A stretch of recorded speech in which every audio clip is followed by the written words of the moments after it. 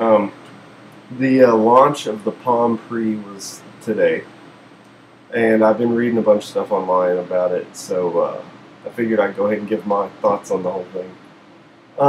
From everything that I've read, the lines weren't long at all. The longest line that I've seen was 45, and that was in Chicago, and that was just an estimate.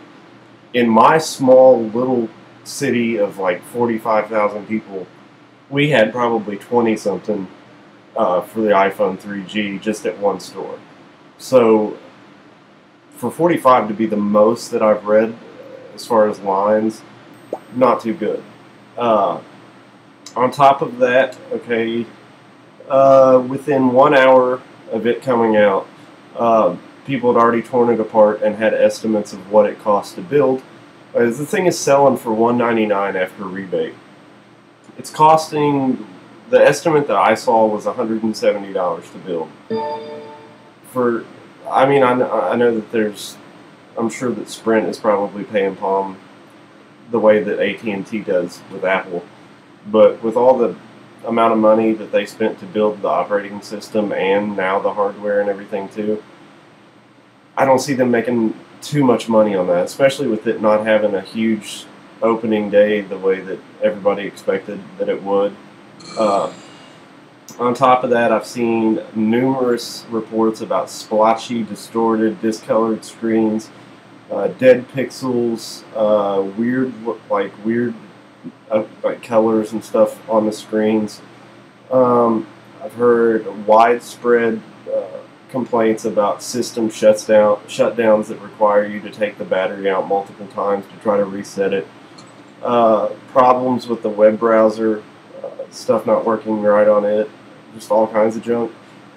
You throw that in with a new iPhone being announced most likely, like 10 hours from now or so, and 10, 12 hours from now.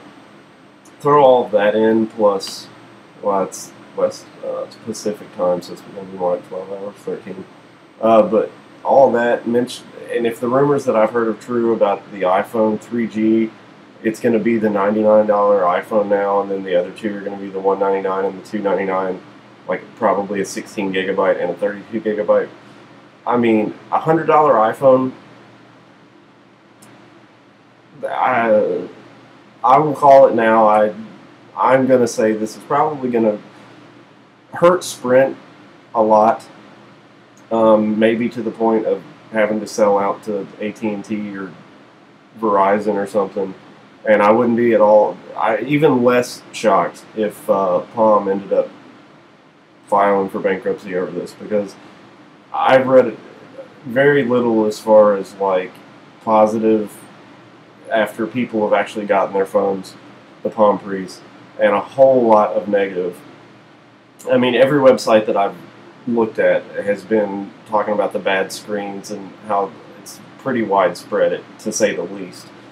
Throw that in, like I said, the small first day sales, and people that are thinking about buying it, and they're like, yeah, I'm going to wait and see, what other people say. I want to wait for reviews from people. When they see this, and they're like, okay, I can buy a Palm Pre that is already having big problems as soon as it's released, or I can go buy an iPhone for $100. The choice there seems pretty simple to me, especially with the 3.0 software coming out. Dude, come on, really. I've not been big on this whole Palm Pre thing from the beginning. I just don't see anything in it that looks that amazing.